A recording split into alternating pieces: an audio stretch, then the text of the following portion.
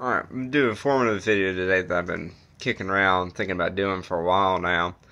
I think it's kind of important for some people, and I'd like to just share experiences of my own I have written down here. So hopefully this will help people out.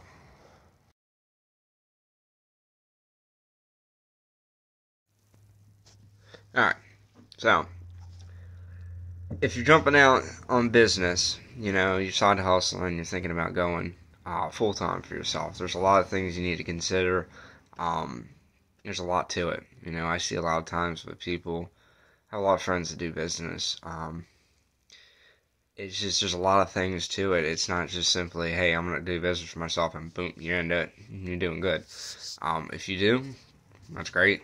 I'm glad that you managed to do that. This is things that I wish I had known from my own aspect for like a welding business. So the first and most important thing, if you're considering going from side hustle to full time, is you need to get rid of your debt. I'm not talking about your house payment. This is like your car note, credit cards, loans, tool loans. You need to get rid of that stuff, or at least 50% of it needs to go. Whatever number it is, you need to chop that. That stuff will sink you like a stone when times get lean, and then you're gonna end up racking up interest on your credit cards. Worst case is you bounce stuff off your bank account and you start paying um, overdraft fees. That stuff's going to hurt you, and it's going to cost you a lot of money in the long run. Uh, Money you don't want to have to spend. I mean, you sitting there racking up, God knows where your credit cards would be, say it's unfortunately 20% or something. Each month you're racking up a couple $100 on credit cards. And, bouncing stuff off the account, it's $36 a pop. It's going to hurt. Um, so that's the most important thing. Next thing is, if you're at that point and you're thinking of crossing over, you need to start looking at going ahead and getting your business LLC down. Just get it done. It's going to cost you a little bit up front. You can do it on your state's website. I think it's pretty easy to do on just about any's.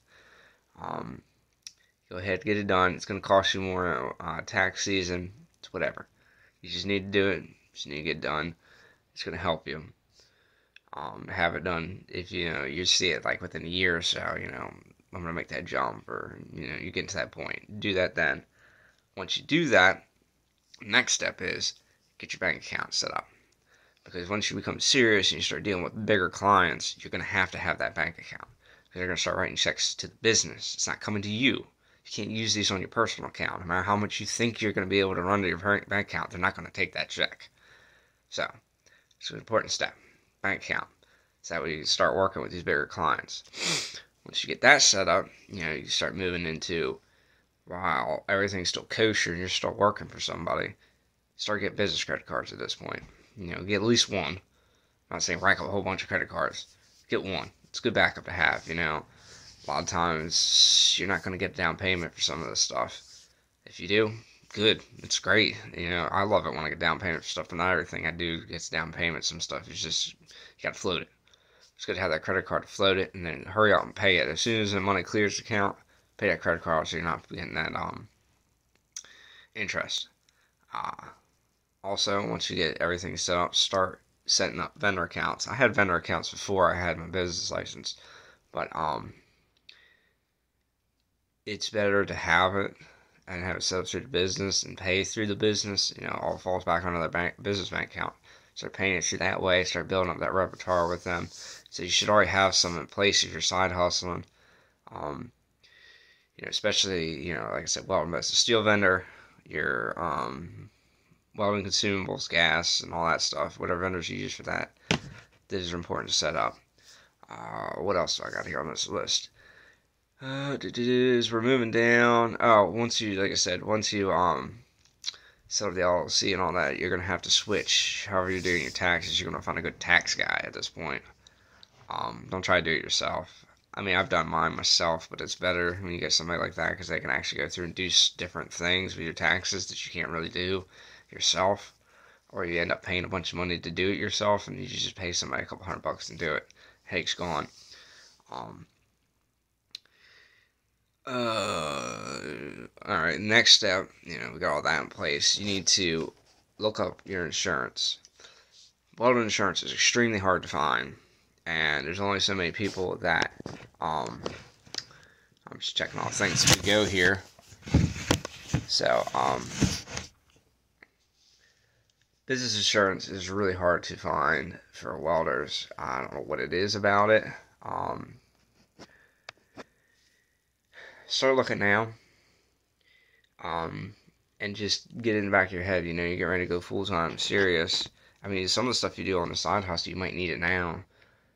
Don't get caught without it. You start doing some of these big jobs that require it. You don't want to get pinched, so you want to have that ready to go. Expect it to cost you at least $2 to $5 grand a year. Mine's four-ish. It's like right about $4. The more you do, the bigger your business is, whatever kind of stuff you do, it's going to cost you more, cost you maybe a little less. Just be prepared, have that ready for yourself. The other thing moving into that is buy as you need. Don't just go out there and be like, oh, I'm starting a business, I'm going full time and just buy up everything I need, buy. Don't do that. Buy as you need it. If you end up having a job where you just use a tool once, rent that thing. Just rent it. You can gotta buy it. Rent it. If you start getting a lot of jobs where you need it, then buy it. But always roll your rent cost into what it is. Sometimes you can get lucky and you can roll your buying cost into the job. I've done that on a few jobs where I rolled the cost of equipment into it, and just bought it. And depending on the client, they're gonna look at the price and that you send them for the whole job and just gonna be like, whatever, it's fine. Pay and move on. I'm not even going to notice that you added that in there. It's all part of doing business. I had something written here. I don't understand it. We're going to move on from it. Moving into some other things, you should know. Oh, one last thing before we move into some things that you should know. Not things I wish I knew. Have a backup plan. You're ready to roll in full time. Have somebody, a friend, somebody, somewhere. Stay good with somebody somewhere that you can be like, look, I am like stupid slow. I need to make money. Bills are not going to wait for you to make money. The bills are there no matter what. You need to have somebody you can be like, dude, I need help. I need to find something to do for a couple days. Have that backup plan. Trust me, depending on where you're at, you're always going to run into a little bit of a lean spot somewhere here and there. It's nice to have that backup plan. And like I said, now rolling into know how to estimate. Not rolling into know. That's the first thing. Rolling the things you should know. Know how to estimate is first.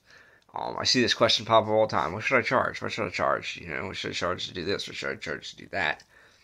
You got to have some kind of understanding at this point. If you're going out on your own and you don't have an understanding of this main facet of your business already, you're going to sink. There's no helping you. I get it, we're not all going to know it right in the beginning. I didn't know it in the beginning. It took me, I'm like, 5 years in, and I'm just now getting, to the point where I'm actually bidding things correctly and making good money off of them.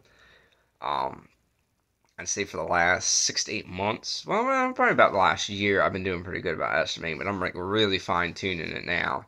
So that was 4 years in, and I'm, winging it for 4 years, slowly getting it to the point where I need to, and slowly dialing in my price where it needs to be. Just did the final price increase I'll probably do for a while because of the insurance. But, you're going to have to figure that out on your own. You need to know what your region, what kind of price will work with the region. You can't just be like, oh, I want to make this amount of money. I mean, yes, some respects you can, but welders is kind of it's like a hard business to sell. You got to really fight to sell it. So you can't really price yourself out of the market. There's just going to be another guy to backfill your spot. You got to be priced somewhere in a reasonable ballpark. You don't have to be the cheapest. You don't have to be the most expensive. But you have to be the best quality for the price you're trying to sell at. You want to be middle of the road. That's where you want to be. But you got to be worth middle of the road or higher end of the road. You can't just pick some crazy wild number way up high because, somebody in the city is charging $400 an hour and you live in BFE, nobody's going to pay that. They're going to let you laugh and move on and find a guy down the road who's doing it for $100. You know, you gotta be priced for your region, but you gotta know how to estimate for your jobs too. Um, and you know, once you get into things you should know as well is bookkeeping. It's gonna be important. If you don't know how to do it, find someone who knows how to do it, because everything you do becomes pretty much a tax write-off of some sort. It's just gotta be tracked. Keep track of it. If it's cash, cash is king. Ignore it. That's how I always tell people. If it comes in cash, ignore it. Um, but the rest of it, you want to keep track of. Keep track of everything you buy, all of it. Instead, you want to find somebody or know how to do this stuff yourself. Things you should know. And lastly, I'm going to put down a link here somewhere on this screen and try to figure out how to do it. This video I put together of it falls back into you know, getting under your feet with the buy as you need stuff. You know, how I started out with mobile. That'll help you too, because you don't always have to be real expensive to get into the mobile. You can just go out, you know, you have, you know, so you're doing on the side, you probably already have like a little welder, like a little multi-process machine, or just a MIG welder.